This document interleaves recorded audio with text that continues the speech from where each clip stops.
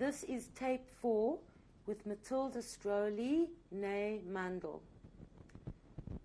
I wanted to ask you, when you arrived at Auschwitz during the selection process, were you tattooed with a number? No, they tattooed the people that were taken out of Auschwitz. And we were taken in an empty field because the place where they wanted to take us was bombed. So they have to think of another place. Then we got to Salzwedel, I mean later, you know. But that's why we wasn't given the number. But my number was 1478, I think so. I wasn't 100%. 1478. For many years I kept this in mind. It was very important to me. But I hope it's the right number.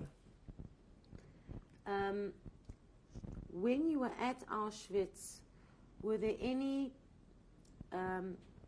things that you witnessed that you would like to tell us about, apart from what you've told us? I tell you something.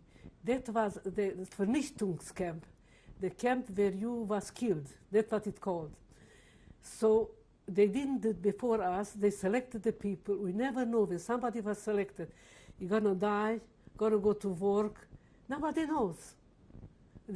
So that's why most of people didn't want to go away from there, you know, till the last time. Because in January, Auschwitz was liberated by the Russian. And but many people already was not alive then, you know. What year are we talking now? What year? That year, 45. Now, while you were in Auschwitz, you had been a very religious girl before the war. Was it possible to observe any Jewish customs in Auschwitz? Nobody, yes, before we arrived to Auschwitz, my father told us, he was a very smart man. He said, Shavuos night, the first night, he benched us, you know, and he told us, wherever you go, you can eat everything. Everything. And you do whatever you have to do. And I was old smart, you take the children and run away where your eyes can see you. We don't know what's going to wait for us. And you do everything what had to be done, and you can eat everything. That was important for him, that we shouldn't die from hunger. Doesn't matter where we're going to be. We're going to be alive. In his mind, he understood that young people may be going to be alive, you know. He said like that, your mother and me, we lived already. You didn't live nothing yet. So you take care of your sisters and brother. That's what he told me before we arrived to Auschwitz. In Auschwitz, did you know of the calendar, when it was Shabbat, if it was a Chag? Did you know any of that? We know it's Shabbat, but we could not think. Because we were sitting there doing nothing. After we was in concentration camp, we had to work on Shabbat, you know. I mean, in working camp, we have to work on Shabbat, you know. And we decided before we go home, when we're going to be liberated, we're going to keep Shabbat again. When we was in Auschwitz, before I forget, there we heard like a grapevine. There is a woman who it was Tisha B'Av. There is a woman who read the Megillah from Tisha B'Av. And how she read it, she knew it half by heart and half she got a siddur, I mean a machzor. And we couldn't believe how she got this machzor. She must have been a very religious woman. Somebody must have thrown it in, you know. And, you know, this is something that happened there. But we never, you know, when we was in working lager, some people stole carrots in the garden because we worked them outside. And when they catch them, they bring them back and cut their hair and put them by the door to see everybody that we all had hair already. And they cut her hair. So but the Polish people who were suffering so long time, when they catch the Germans after the liberation, they did the same thing with them. Cut their hair and put them to stay there. They wanted to give something back. It didn't help too much, you know. We're going to get to the working camp yes. In a while. Back in Auschwitz, did you have any contact with people who underwent any medical experiments? Did you know about after them? the war? after the war. My best friend, she has an aunt who had twins. And the twins, one was a healthy one and one was a sickness. The sick girl they made healthy, and the healthy girl got sick.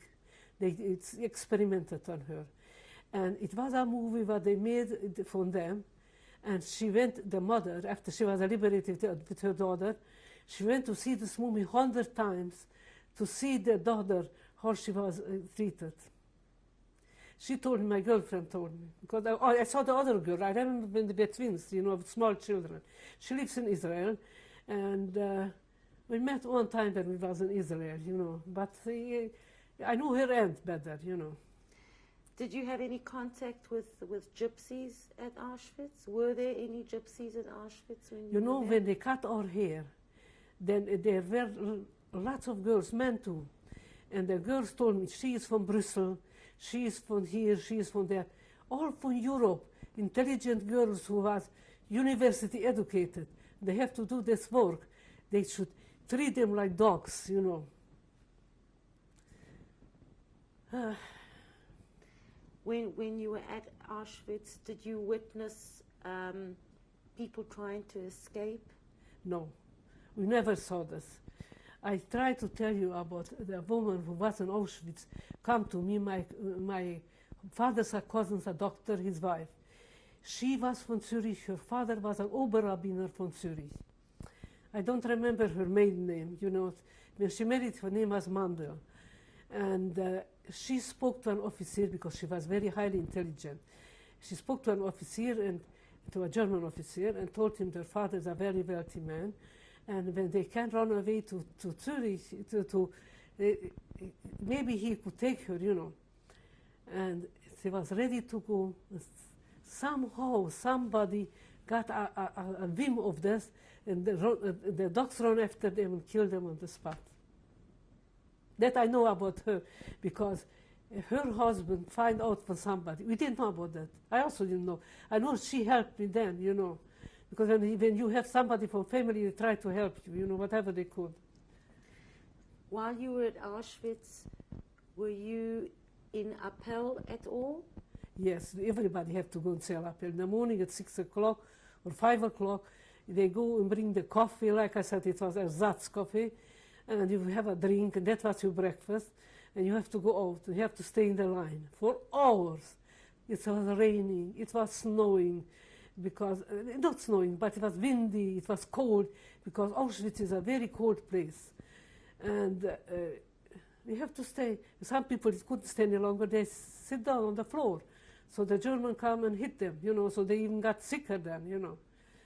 I don't know what happened to them, but they got sick, you know, many people got sick. Who was in charge of the Appel? The Oberscharführer. Do you remember his name? I think his name was Hans, but I don't know the other name. He was a blonde, tall man. And I told you about that Tisha B'Av, I wanted to fast. Did I told you the story?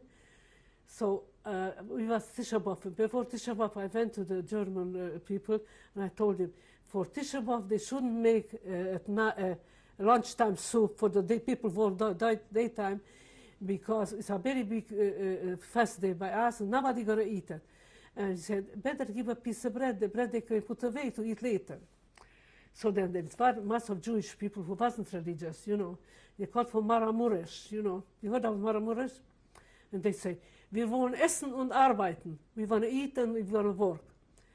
So the next day I told the German woman, I want to take the food to the working place. And then the German man, the Scharführer, saw me by the door, because he was standing always by the door. He said, child, you work in the night. How come you here? I said, I want to take it.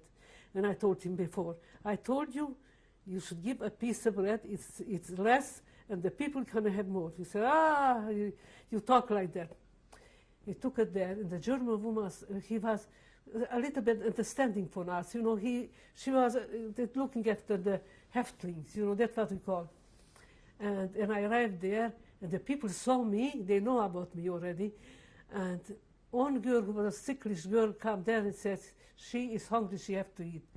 The Germans have said, no, nobody going to eat. You're going to send back the food. So I was it was far away from there, the place. That when we took it back the food, the Germans stand by the door. He said, and I was like a little soldier, melde gehorsam that we bring back the food. He said, what for? Didn't they are hungry? He said, no, it's a big holiday. I told you so. He said, what? You're a priest? I'm going to give you a thaler, like a coat, and every Sunday you're going to pray with the people. But he forgot it later, but that's what he told me.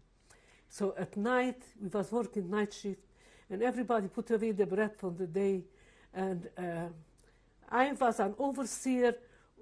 Every girl had to be by 3 machines, making the hulsen, something to make a hole in the... Where are we talking about now? You're talking about the working camp? This is a working camp. There I was working. So the minute they arrived there the first time, they taught us what to do. They put in something like that, and you put in a hole in. But everybody has to work on 3 machines. I understood it right away. I never did the thing. And because the German was a big anti-Semite, but he thought, he said, you're going to be you're going to teach all of them how to do it, and you're going to do it. Now, I did this always, and it was Tisha B'Av, and I told the girls, I'm going to take over your machines, you go and eat, have something in your mouth, because we wasn't eating 24 hours, more than 24 hours. So that and my time came when it was already recess. Then I eat my bread. But everybody I was helping, And that happened to me one time, it was winter, and I catch the cold, and my ear was hurting, everything. I should have a high temperature, and I told the German, I can't work because I can't do nothing because I'm sick. He said, you're going to stay there till you die. So I had to stay there, and next day I went to the ambulance, and I told them that I'm sick, and I can't do nothing, so I'm staying inside the ambulance, and I got some aspirin or something. And after this, they bombed someplace, and they took us from there to work to clean up where it was bombed, And that was lucky because the place was bombed, but nobody was killed because it was a time when nobody was working. And it was unbelievable. So when it was a day, awful day. It was quiet, and the Germans said, come on, walk, faster, faster, faster. A German soldier come on the road and saw the German woman. Are you a dog? Why do you think these people are dogs? The war is over. And it said, don't push them anymore. You're going to be in a worse condition than they. And he was a German soldier. He saw that we were pushed, going, and there it was standing there on the road going. It got quiet, like you hear a fly running around. We didn't know then. The city had many soldiers in the hospital, and they begged them, they shouldn't bomb this place because there are 6 soldiers in there. So they didn't bomb, but they closed up the gas, the water. Couldn't get nothing. We walked on the street, and I couldn't believe. That's the end for everything. No, they're going to kill us, So we didn't have water. We didn't have food. So it was a German army man who was an old man, and he was always good to us. He took us, a couple people, to the river, and we took water from the river and we bring for other people. And he gave us potato chips. We didn't know about potato chips, but something like dried potatoes. That's what we had to eat till we was liberated. It was 14th of April, 1945. I wanted to ask you, when you, what date, if you can recall, you were transported from Auschwitz to the working camp? From Auschwitz to the lager, to working lager, how long it took us? When? When were you taken from Auschwitz? I think it was fall. I mean, it was still fall, because in Auschwitz I was 3 months, and in the lager I was 9 months. So what year were you taken to the working camp? Nothing. What year? What year? 45. From Auschwitz to the working camp? Yes, I think maybe it was still winter, because they give us a coat, And between the coats, I recognized my sister's coat, but I couldn't put it on because she heard the children's coat, you know, my younger sister, Vicky. And what was the name of the working camp that you were The working taken camp, Salzwedel. How long did it take from Auschwitz to Salzwedel? I think a couple days, you know, but the German soldier who was there, he was a very human being. He bring us water, what we didn't have. Food he couldn't bring, but water he bring us, you know. And like I said, he told me what to do and what not to do. So there were a lot of Maramures in this wagon, and they promised they're not going to say that I'm no perfect German. But when we arrived there, they said they speak perfect German. They spoke Yiddish. And what were your thoughts when you were taken to Salzwedel? Where did you think you were going? Then I believed that we're going to work, because we were selected, we were treated more humanly than before, you know. And I just was thinking of my two sisters who was left behind. And when we arrived there was a general from Yashi. You heard about Yashi? And he was there. He was a Romanian man, but he was in the army, in the German army. And he called me out, and he was the first to give me a toothbrush and a small comb and a little soap. And he asked me, did I have a wish? I said, yes, I have two sisters left in Auschwitz. He never heard about Auschwitz. And somehow I think maybe he didn't hear, you know. I also didn't know about Auschwitz. And so that's the way I could brush my teeth and could comb a little hair what I have. Like I said, I was a good-looking girl, you know. And what were the living conditions at Salzwedel like? In the lager? There was like, we had breakfast, we had a piece of bread with coffee, also not real coffee. And for supper we had also soup with potatoes, but just one potato swimming around. And what we have, I think 2 times we have bread, on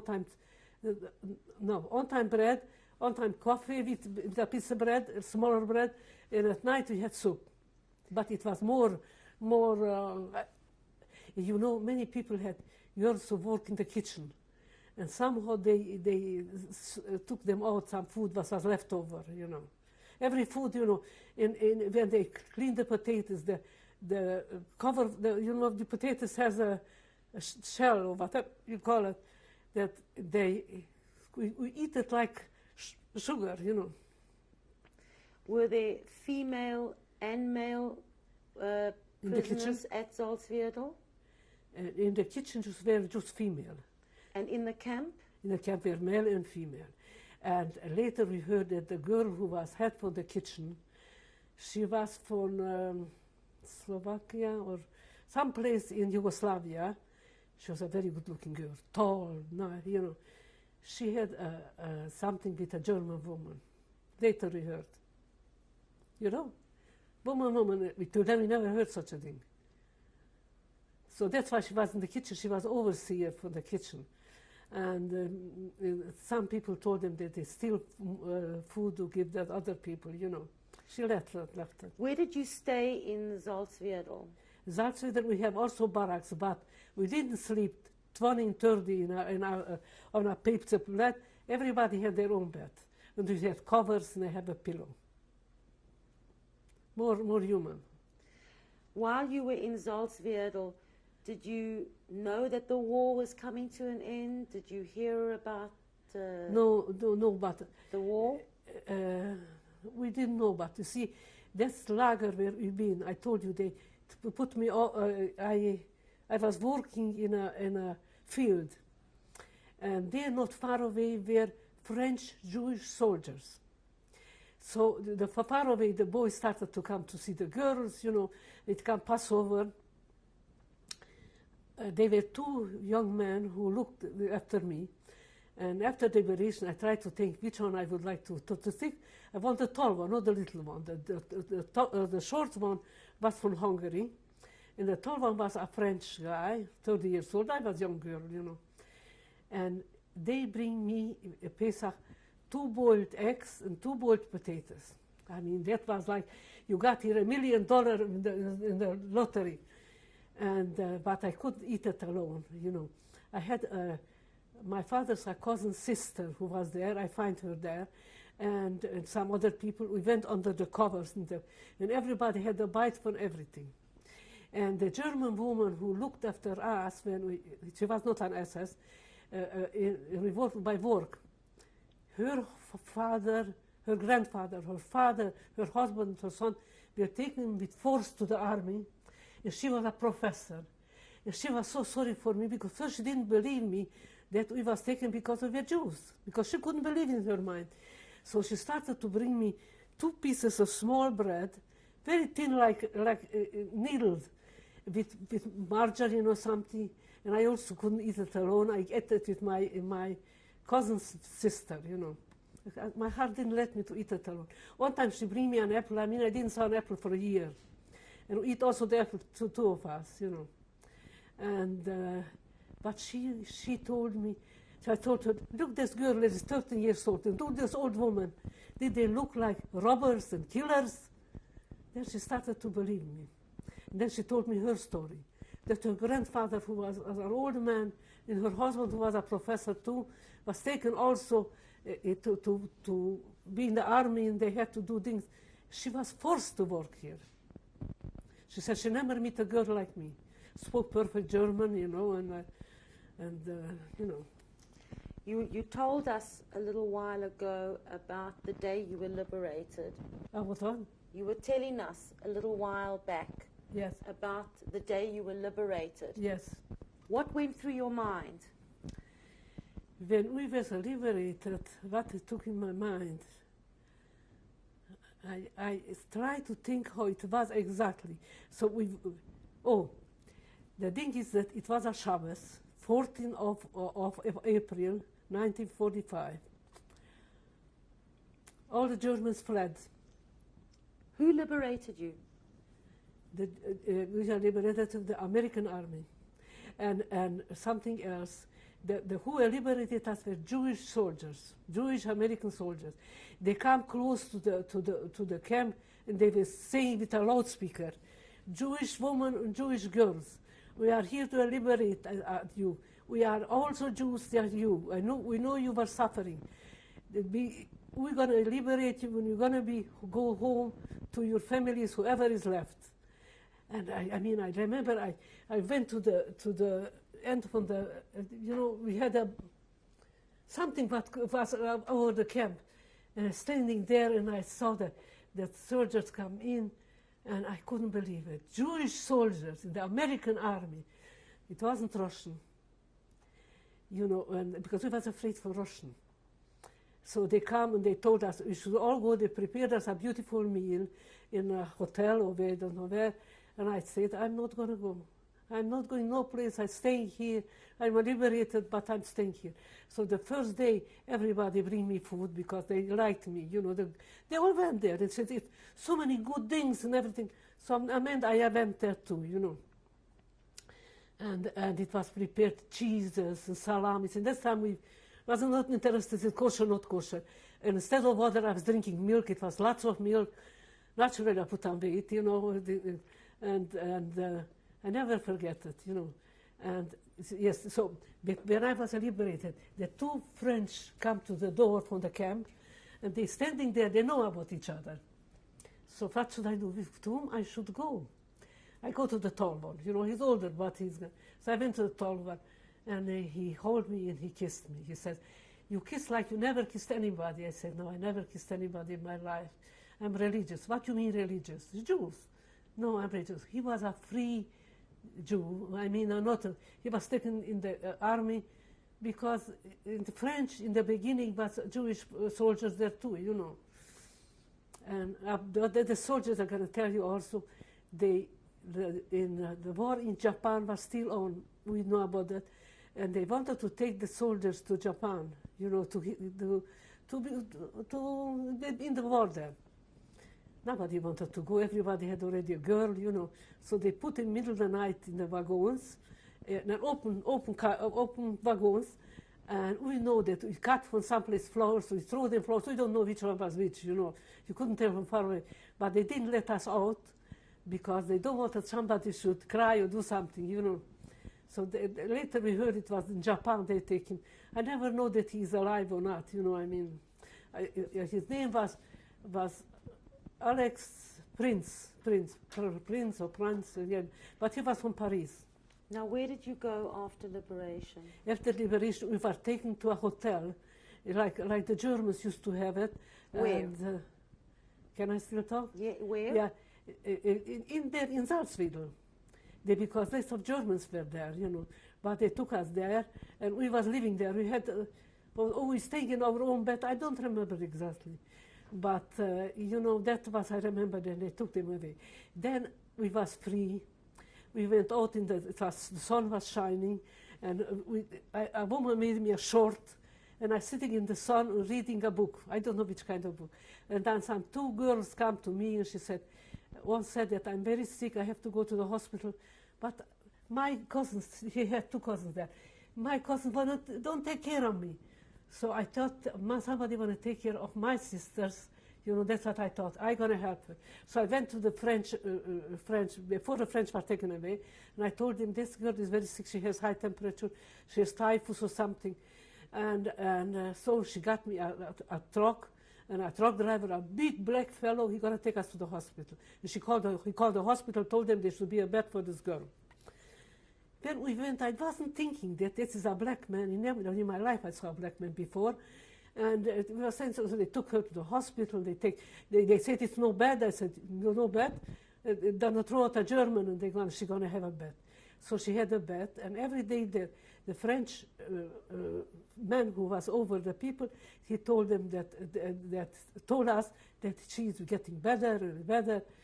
And I never went back. But when I come back, I got scared. Here I was a young girl, young, short, I was not big. And how old were you at liberation? 22. 44 it was 22 years old, but I looked like 16. And he saw that I was very scared of him. He was very scared of him, he told me, I'm a darker color, but I never treat people badly. I never touch people who didn't touch me. He tried to explain to me, and the whole time I was telling him myself, I asked for Shemesh Murach should help me. You know, I didn't know what to pray. So El Melech, I know by heart. And I say it to myself. When I arrived there, you know, so he didn't touch me. Nothing. But so they were girls like who wanted to eat on the Tisha B'Av. They went and they wanted cigarettes, they wanted chocolate, so they wanted for something, you know. But they saw on me that I was a shy girl, and it was, you know, and you know, it was unbelievable. So later, you want to hear about this more? Where were you taken? So after liberation, we was taken to where was this camp where people was taken and not was killed, you know, because DP camp. The DP camp, but before, I mean, when we were liberated, we was taken there. So we decided with my two friends and 3 men that we're going to try to go away. We don't want to go there. Don't want to go another camp. These 3 men, one was an engineer, one was a bank director, a very wealthy man, and other was, I don't know what it was. And I 2 girls, and one was a young woman with me. They wanted to have young people with them when they go home, because on the road is better when you have a young girls, because they used to travel in Germany a lot, so they know the way home. We had no idea. We was never in Germany before. And so we went, the engineer got himself a movie, a full movie. Later they stole it from him, you know. They always stole something, you know. Finished? Can I talk? Did you want to go home? What? Did you want to go back to Romania? Yes, after we the war? went back. So how we went back? We're going to continue this on the next tape.